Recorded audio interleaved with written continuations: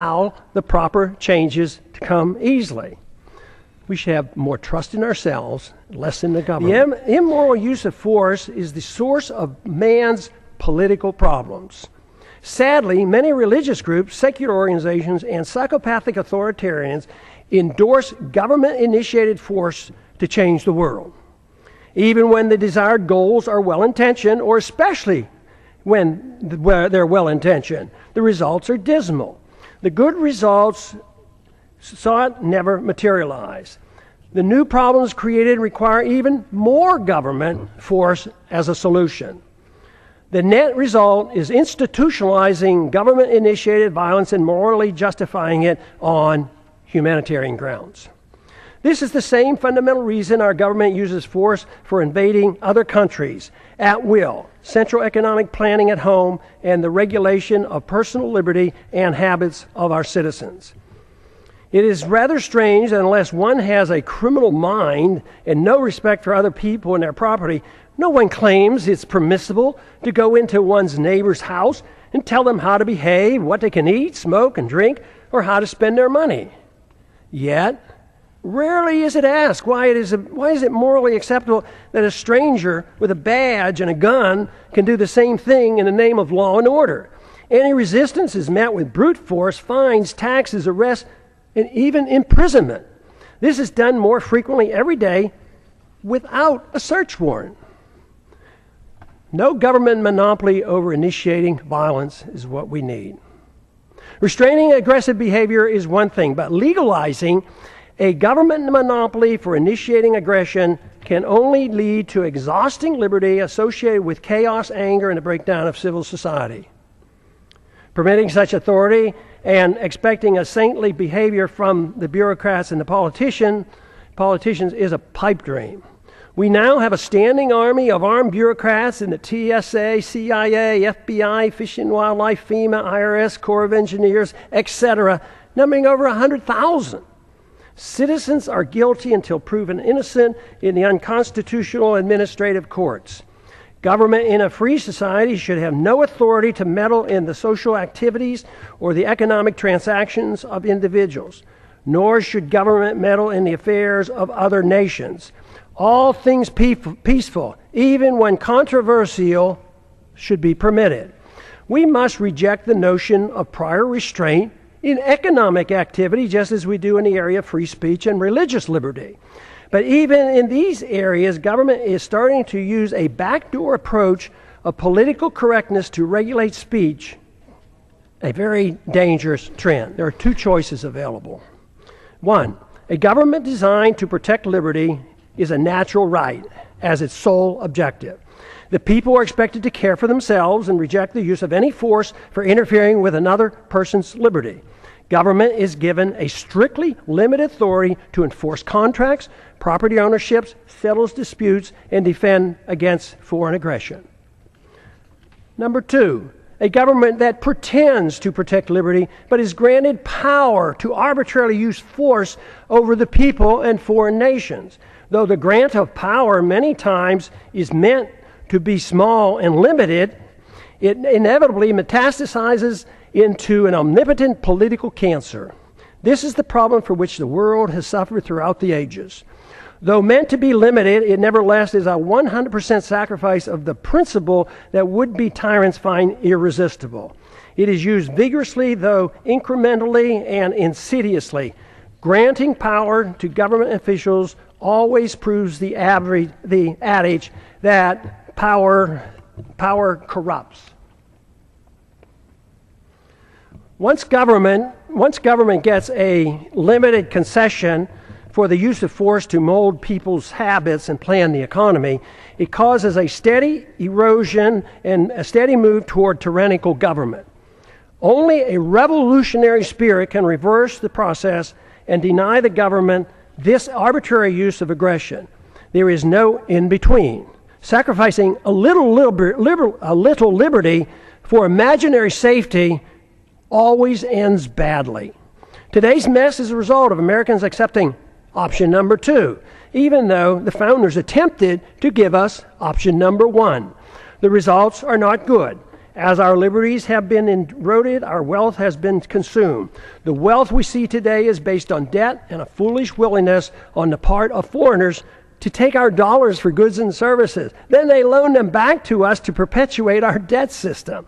It's amazing that it has worked for this long, but the impasse in Washington in solving our problems indicate that many are starting to understand the seriousness of this worldwide debt crisis and the dangers we face. It is claimed that war to prevent war for noble purposes is justified. This is similar to what we were once told that, quote, destroying a village to save a village, close quote, was justified.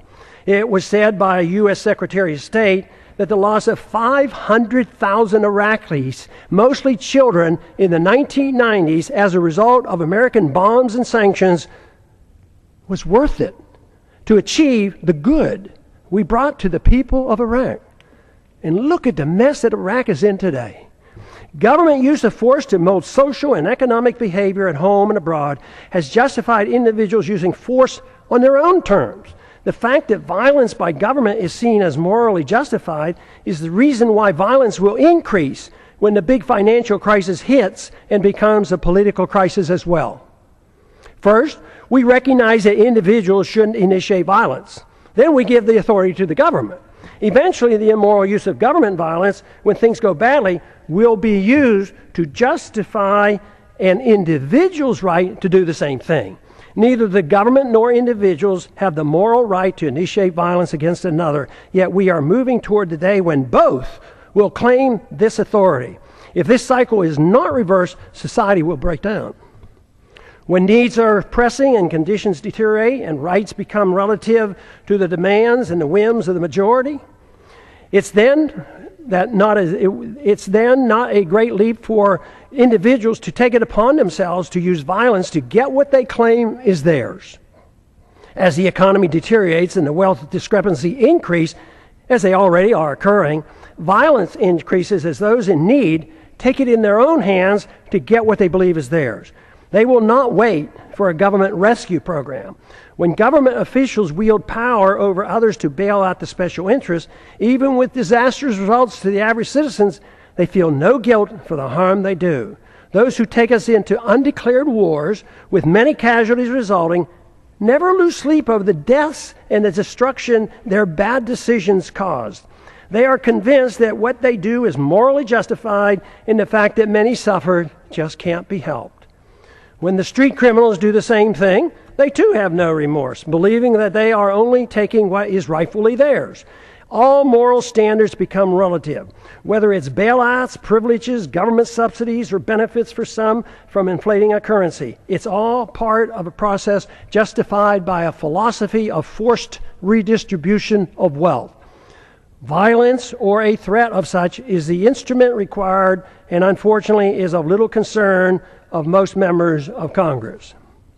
This fictitious wealth based on debt and benefits from a false trust in our currency and credit will play havoc with our society when the bills come due.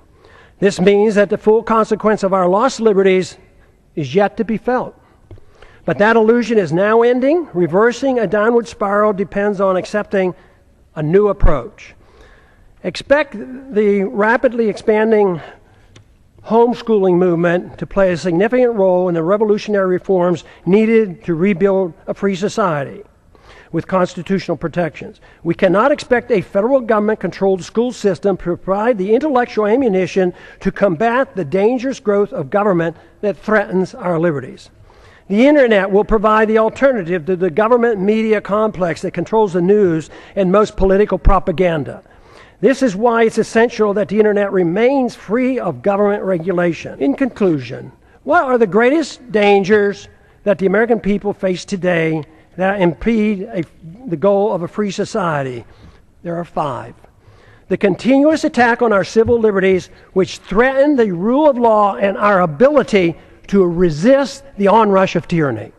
Number 2, violent anti-Americanism that has engulfed the world. Because the phenomenon of blowback is not understood or denied, our foreign policy is destined to keep us involved in many wars that we have no business being in. National bankruptcy and a greater threat to our national security will result. Number 3, the ease in which we go to war without a declaration by Congress, but accepting international authority from the UN or NATO, even for preemptive wars, otherwise known as aggression. A financial political crisis as a Number 4, a financial political crisis as a consequence of excessive debt, unfunded liabilities, spending, bailouts, and gross discrepancy in wealth distribution going from the middle class to the rich. The danger of central economic planning by the Federal Reserve must be understood. World government taking over local and U.S. sovereignty by getting involved in the issues of war, welfare, trade, banking, a world currency, taxes, property, ownership, and private ownership of guns must be addressed. Happily, there's an answer for these very dangerous trends. What a wonderful world it would be if everyone accepted the simple moral premise of rejecting all acts of aggression.